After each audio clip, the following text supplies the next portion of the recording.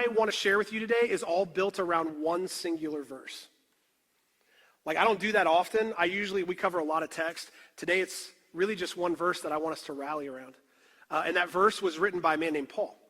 And so we talk about Paul a lot here, not because he's the most famous of all people in the Bible, but because Jesus came and lived and showed us how to live a perfect life. But what Paul did is he took the message of Jesus to the church.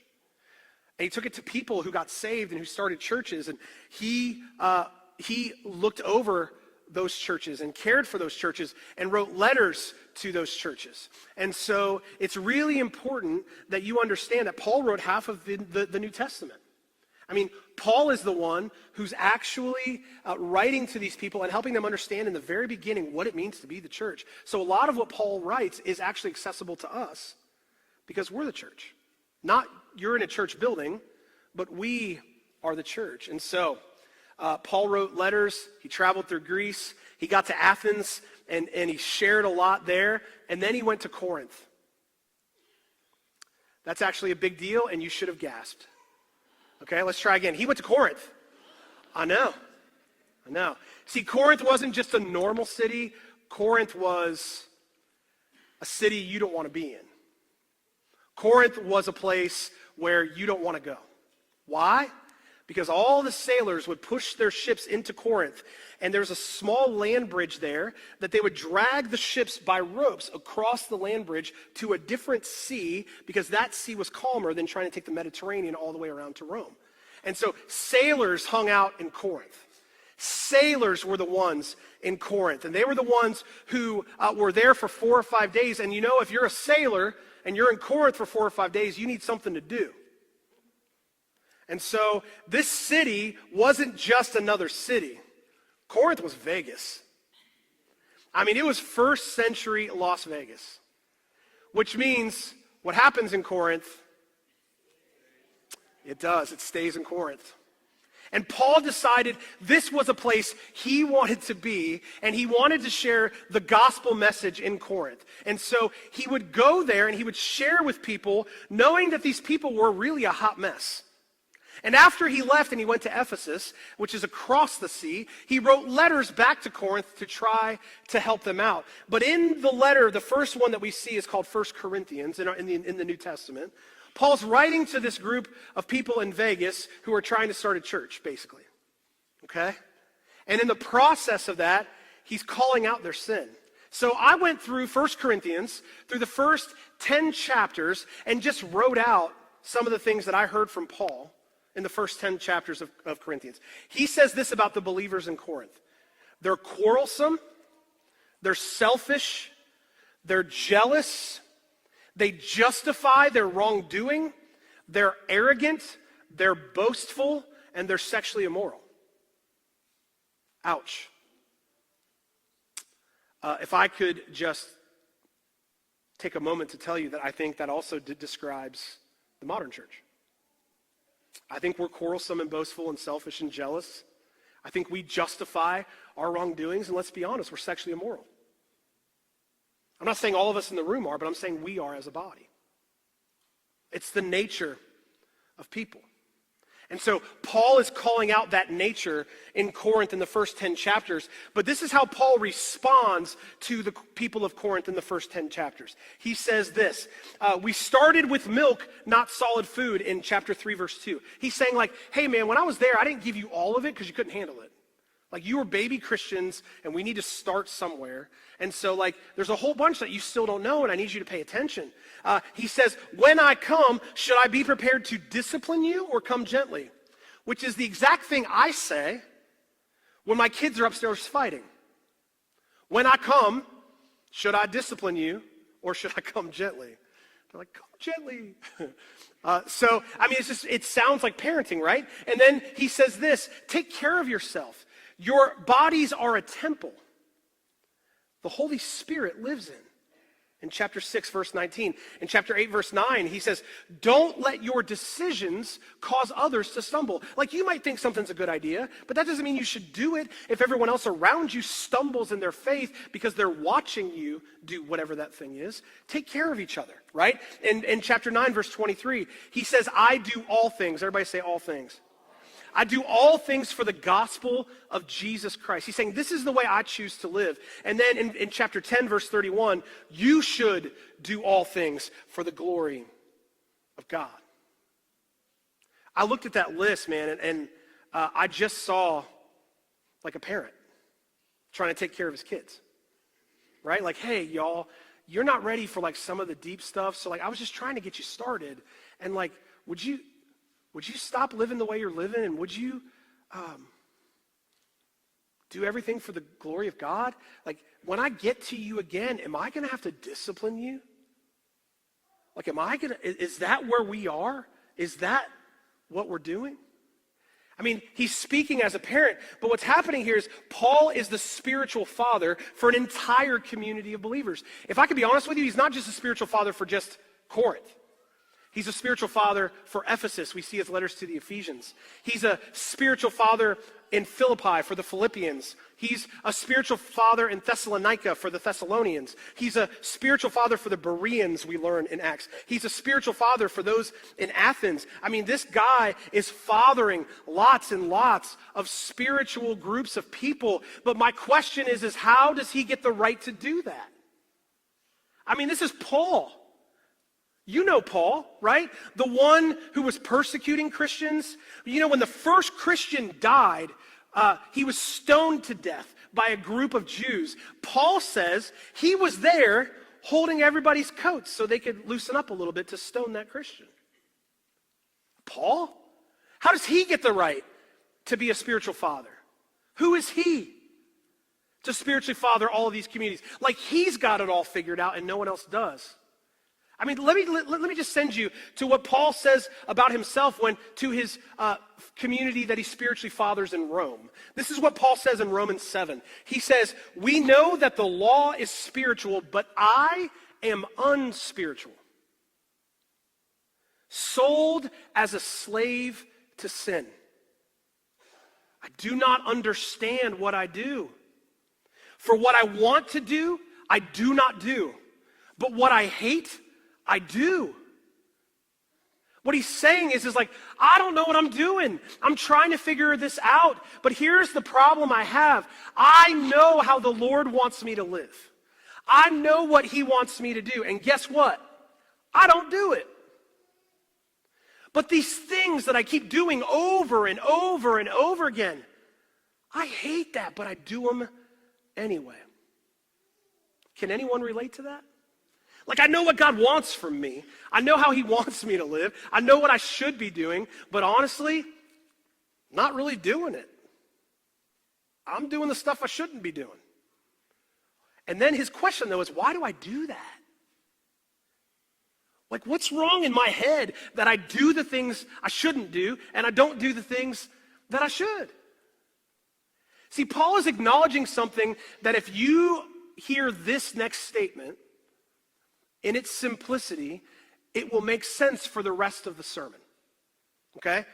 Here's what Paul is saying. Paul is acknowledging that he's not perfect. Paul is saying, I'm not perfect. I don't have it all figured out. I mean, honestly, like I said to the church in Corinth, I do everything for the gospel. Remember, all things? I do all things for the gospel of Jesus Christ. But if you actually broke down all the things I do some things I shouldn't do. Do you feel that? I feel like that's my journey with Jesus right now. Is like, I'm trying to live the way he wants me to live. I've got things in my life that I shouldn't be doing, right? Ways I respond that I shouldn't respond. But I don't want to live that way. I don't want to do that, but why do I do that? But if you ask me, like, are you all in on Jesus? I'd be like, yes, I'm all in on Jesus.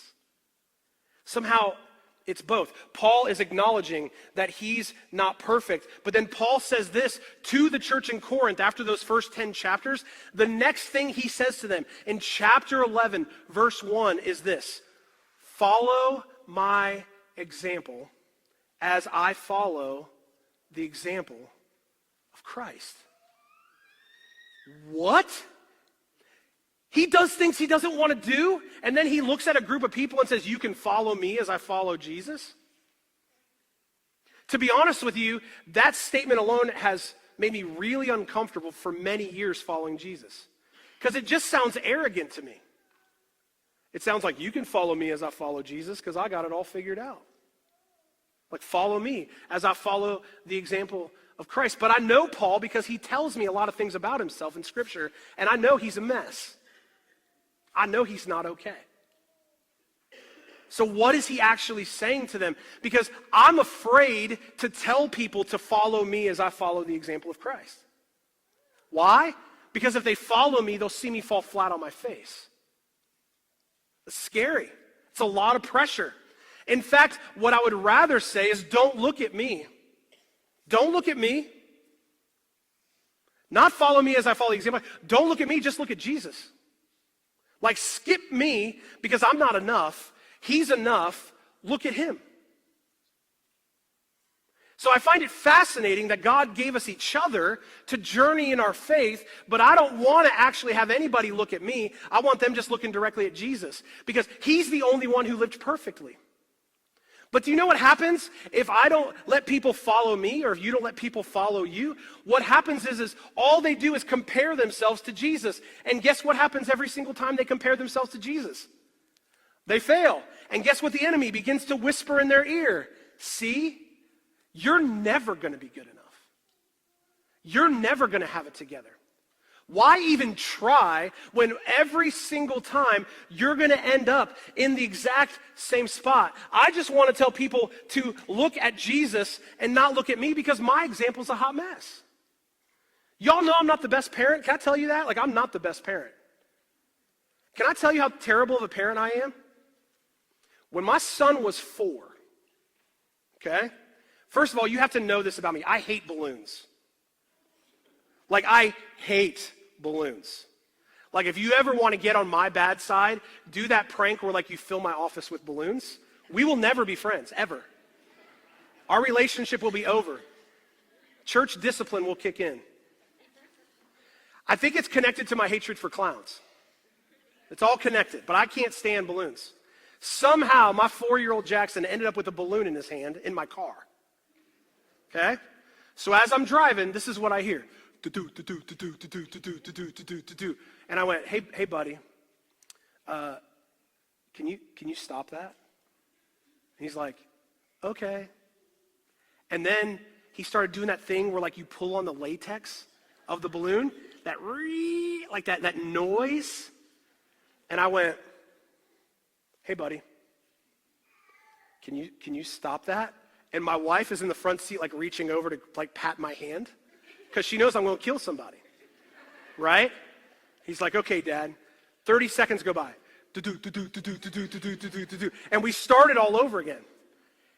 Hey, buddy, and then this time it came with a threat. Hey, if you don't stop, the balloon's going away. Okay. He starts pulling on it. So guess what I did? Oh no, a normal person would pop it. Like, a normal crazy person like me would just pop the balloon. No. I decided science would be better. So guess what I did? I rolled down his window. And guess what happened to that balloon? Right out the window. And he went. And my wife went. And she looked at me and I said, I told him to stop. And she goes, okay, husbands in the room? I got one of these, honey. And I was like, what? In the back seat, there's my 4-year-old like, and I didn't care because I told him to stop and he didn't stop and I hate balloons.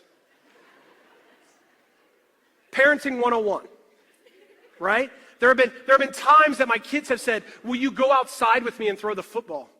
And my answer has been no, because I'm tired.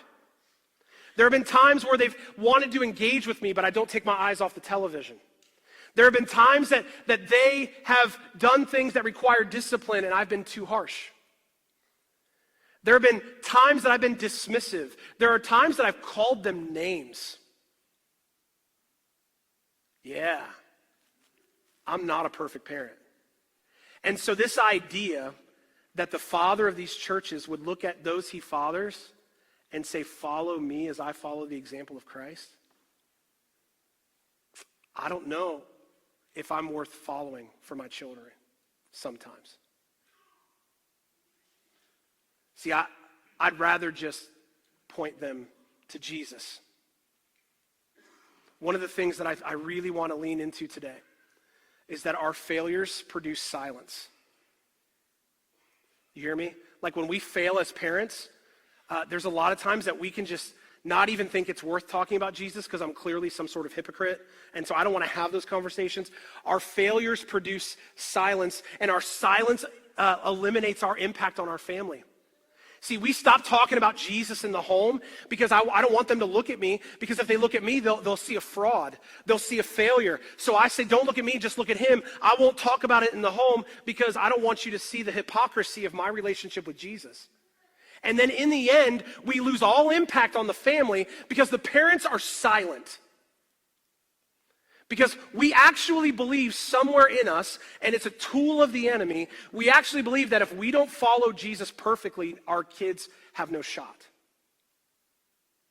See, our failure produces silence. We don't talk about Jesus in the home, and our silence eliminates our impact on the family. What I want to share with you today is that when our children see that Jesus is changing, everybody say ing. Yeah, half a word this time, right? Changing. Not, see, the day I said yes to Jesus, my life was changed. Like on that day, everything was different because the Holy Spirit lives in me, right? That's awesome. But Jesus didn't just change me, he's changing me to be more like him every day. See, when our children see Jesus changing our lives, they won't forget it. Do you know what that means? That means they have to see that we're one way and God is making us a new way, which means our children actually benefit from seeing us fail. Isn't that crazy? That when our children see that we're not good enough, and they see us flawed and failed as parents, and they see us continuing to strive to be more like Jesus, that is actually more powerful and more impactful on their lives because they can actually say, I'm watching Jesus change my dad. I'm watching Jesus change my mom. It's far more impactful than my dad is a Christian and my mom is a Christian. Are you with me? That the process of seeing us grow in our faith is actually more powerful than if our parenting was just perfect all the time.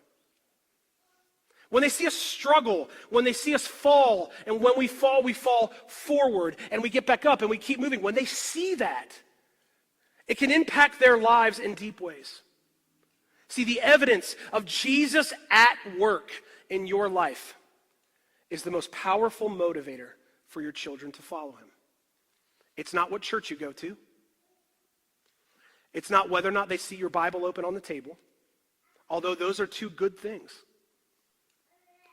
Your children seeing Jesus working in you is the most powerful motivator for them to follow him. I don't want my kids to follow Jesus because they grew up Christian. Like, that's not even a real thing, growing up Christian. They may have grown up in church, but I don't want their story one day to be, well, I just grew up a Christian. And my parents made me go to church, and so I was just Christian. That's not the label I want them to have. What I would love them to see is that, this is weird talking about it with my kids in the room.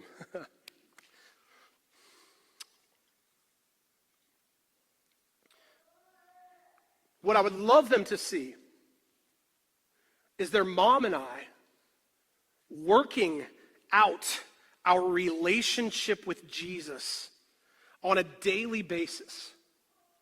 Seeing us actually become different as Jesus is actually changing our lives. And when they look at that, they think to themselves, if he can change them, he can change me. That's what I want. I don't want some weird label like Christian. I want them to see Jesus changing our lives. And that will motivate them to not just take their kids to church on a Sunday, but to let Jesus change their lives as they grow. And in order for them to see that Jesus is changing us, they have to see us fail. They have to see us struggle. They have to see us work it out inside of us. Church family, we have to stop trying to look perfect in front of our kids. We're actually robbing them of the ability to see Jesus at work. Now, I'm not saying they need access to every failure you have, and I'm not saying every failure you have is helpful to them. But what I am saying is that if Jesus is doing a work in you, let them see it. Let them be a part of it, a part of the work that's happening in you. Let them see how Jesus is moving you from this place to a new place in your life. See, the verse says, follow me as I follow the example of Christ, or follow my example as I follow the example of Christ. But I want you to also point you to the second half of that, which is as I follow the example of Christ. Your children will learn to love Jesus if you love Jesus. Your children will understand the impact of Jesus in their life as they see the impact of Jesus in your life. Here's the problem. What if you're not doing it? What if you're not? What if you're parenting in a way where all they see is the ugliness and selfishness of your own decisions? What if they don't get to see Jesus at work in your life? What I want to say to you is we can't expect our kids to move towards Jesus if he's not our example. You don't have to be perfect, but you have to move towards Jesus.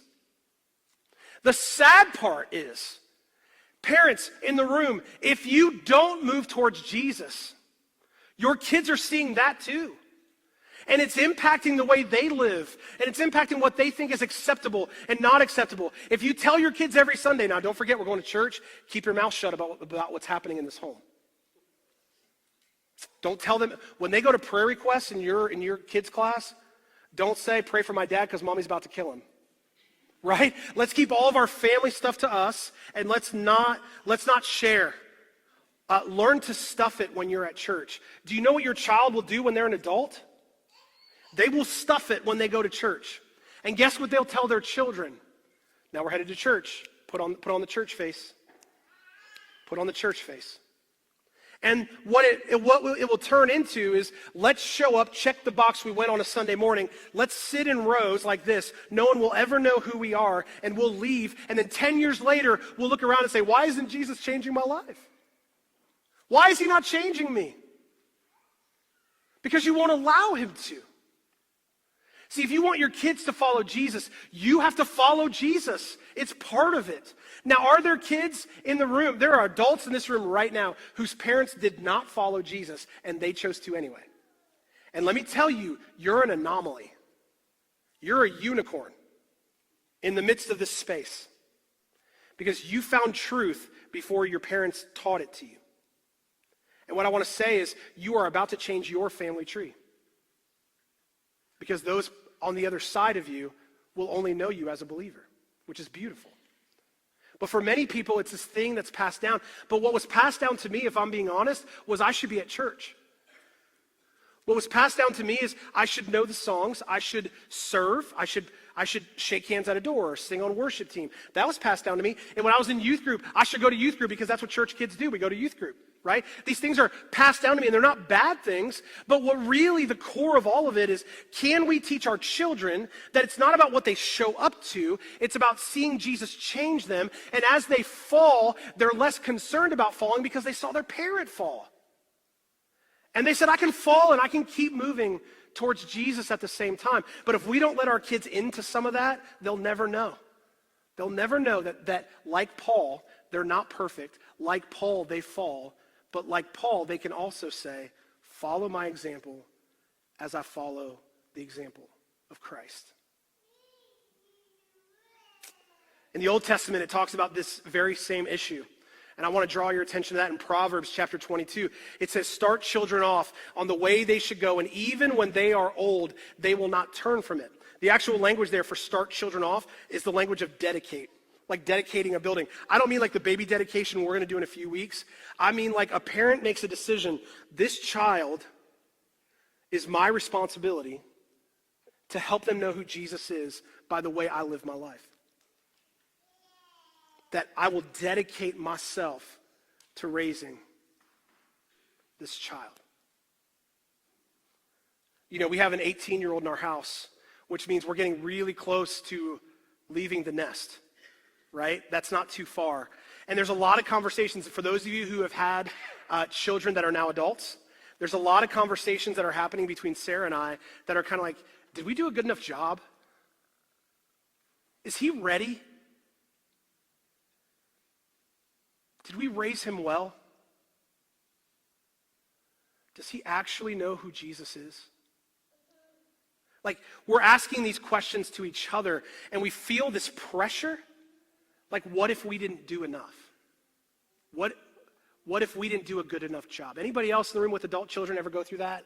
What was it enough? And this is where we landed. And I think, I'm telling you this not because we have it figured out. I'm telling you this because I want you in the process for all of you who are in that season of life. This is where we landed. He doesn't belong to us. He's not actually ours. For real. Like, the Lord saw fit to have us raise our children. But in the end, my kids are actually not my kids. They belong to the Lord. They belong to him. They're his. And as they get older, they've got to figure out how to wrestle through that between them and their Father in heaven. And hopefully they allow me to continue to parent. But honestly, they don't have to. They can do what they want. But there's a part of me that says, if I raise a child in the way they should go, and when they are old, they will not depart from it. What that's really saying is, even if they make the choice not to follow Jesus, even if they move in a different direction completely, they will never be able to escape that they know the truth about who Jesus is. It'll never leave them. They can never separate themselves from that truth. It's always going to be there. It's always going to be stirring in them. And if they choose not to follow, that doesn't change the fact that that's something that will always stir in them. So if you're in the room today and you're a parent and your kids are not in love with Jesus, your kids are walking away from Jesus as they turn into adults, here's what I want you to know. Continue to be someone who overflows your personal relationship with the Lord with them. And as they grow and as they move, even if they don't come back to the Lord, it will be a wrestle that they have to deal with almost every single day of their lives. It's in there. Your example put it in there. They can't depart from it, but they do have a choice. The gift of God is also free will. Our role is to dedicate our kids to the path of Christ. As they learn what it means to walk that path, it will never be forgotten. They can't forget. It's in them. It's part of who they are. But I also want you to hear this, parents. Part of training the child is the consistency of the parent. You want to train your child in a way they should go. You want to dedicate them to the way they should go. Are you following Jesus? Do they see your journey? Do they know that it's important to you? And don't tell me one day a week is enough. You coming to church on Sunday doesn't mean Jesus is important to you. It means church is. They'll see Jesus Monday through Saturday. See, if we want to train our kids in that direction, they have to know that Jesus is a vital part of just who we are and how we live. So let me give you just an easy way to begin to become more consistent and training your child in the way that they should go. Ready? Here goes. I'm sorry. What I just did or what I just said is not who Jesus is calling me to be. Do you know how powerful it is to apologize to your child? Do you know how powerful it can be to say to a child, what just happened or what happened yesterday, that was not who Jesus is calling me to be?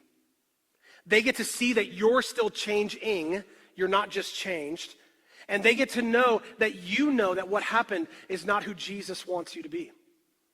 It's a big deal. I've said for 18 years to my oldest, basically you're our experiment. We have no idea actually how to parent. We are learning how to parent on our oldest child. For real. None of y'all know how to parent until you start parenting. Do you know how much parenting advice I had for people before I had kids? I was like, you know what they need to do? They just need to be more firm and their children would listen.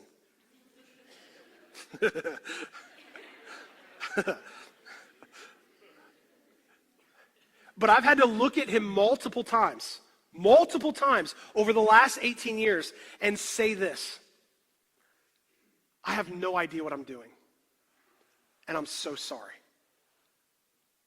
I'm so sorry. We're figuring it out as we go. And I try parenting techniques that work, and I'm like, put that back in the file. I try other parenting techniques that don't work at all, and I'm like, not going to do that to Izzy, right? And so there are things I learn from my oldest child as I'm trying to figure out how to parent. But I end up in a spot all the time where I'm just like, I really don't know what to do. And so I trust the wisdom of the Holy Spirit, and I make it up as I go. Right, parents? We really don't have any clue what we're doing. We're literally making it up as we go. And so there have been moments of conversation late at night between my son and I of just like, dude, I'm sorry. Like, I could have handled that differently. And there are moments like when we get into deep, like serious conversation where he'll look at me and just say like, Dad, you're actually a good dad. Like, I know you're like, it's fine. You're good. Like, and I'm like, okay. But there's still like this thing in me that says like, I would rather apologize and him see me working it out than just pretend that because I'm the dad, everything I say is great and perfect. I don't need to apologize to nobody. See, the changing, I want my kids to see Jesus actually changing my life, and I think that's what he wants for all of us. So don't be afraid to apologize to your child. Don't be afraid. They can learn from your failure. A few things I want you to hear before we wrap up. First is this: future-ready parents know perfection has never been the requirement. Has never been the requirement to show Jesus to their family. Listen to me. I never heard this sermon growing up or as a parent. And as I was preparing it, I realized no one's ever preached this to me. Can I be honest with you? Your failed, flawed, messy, inappropriate attempt at parenting and following Jesus at the same time can benefit your kids even if you fail often. Even if you're never enough. Don't you dare buy in to the Instagram, Facebook examples of family. All they show you is the best moments, and most of them are staged. Y'all, we're all really bad at this, and the Lord can use that if we'll allow him to. Future-ready parents know they were never called to be perfect. They're just called to follow Jesus. They're called to follow Jesus.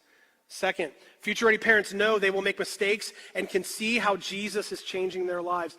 Listen to me. Do any of you ever get in a spot where you feel like, I've tried so hard to follow Jesus, and you know what, no matter what I do, it's never enough. I can never do it. I always fall. I'm never perfect enough. The Lord must not be okay with the way I'm trying to do this. I'm a hypocrite. Like all these messages that put us on an island and keep us from being in community with others and being honest. Can I just tell you that the Lord loves you, and even if you are struggling to parent well, don't give up on your relationship with Jesus.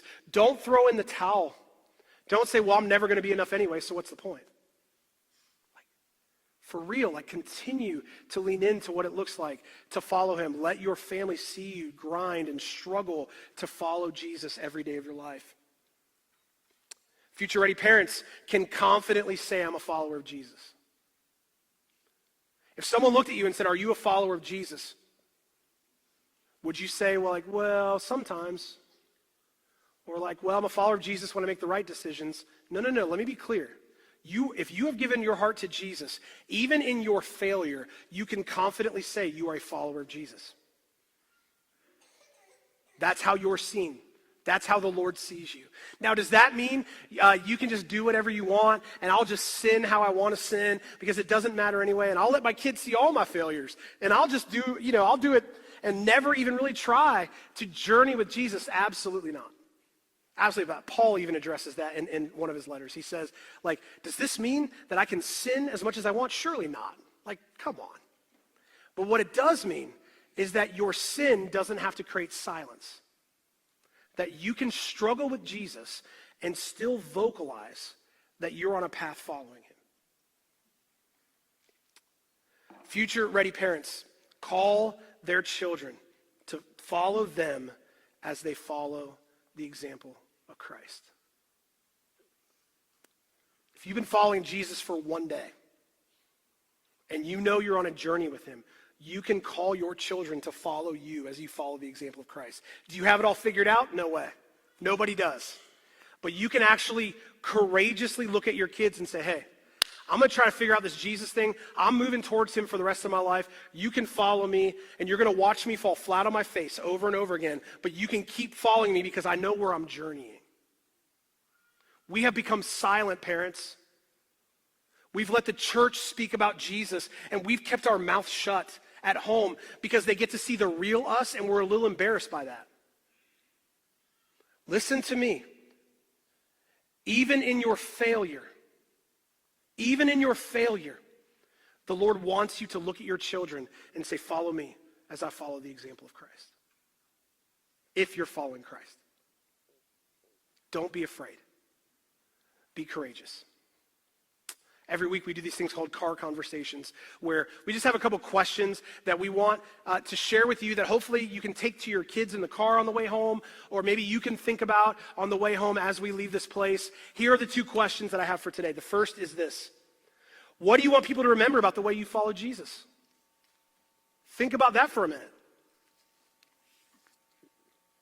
What do you actually want people to remember about the way you follow Jesus? You did it perfectly? Without flaw and failure? Can I tell you what I want people to remember about the way I follow Jesus? I want them to know that I fought to follow Jesus. That I clawed. That sometimes I crawled, sometimes I ran. But I fought hard to follow Jesus. And what that means is sometimes it was messy. Sometimes apologies came. But dude, I kept fighting. What do you want people to remember about you and the way you follow Jesus? And the second question is this: how can our lives be an example even when we mess up? How can we turn our embarrassment into courage, into teaching our kids what it means that Jesus is changing us? You weren't called to be a perfect parent, but you were called to be bold and courageous and tell your children to follow you as you follow the example of Christ. Bottom line is this: future-ready churches are full of people whose lives are being changed by Jesus and are not silenced by they're not silenced by their own failures. We're not silenced by our failures. We are courageously and boldly sharing Jesus with people. And we know that we're flawed, but we also know where we're headed.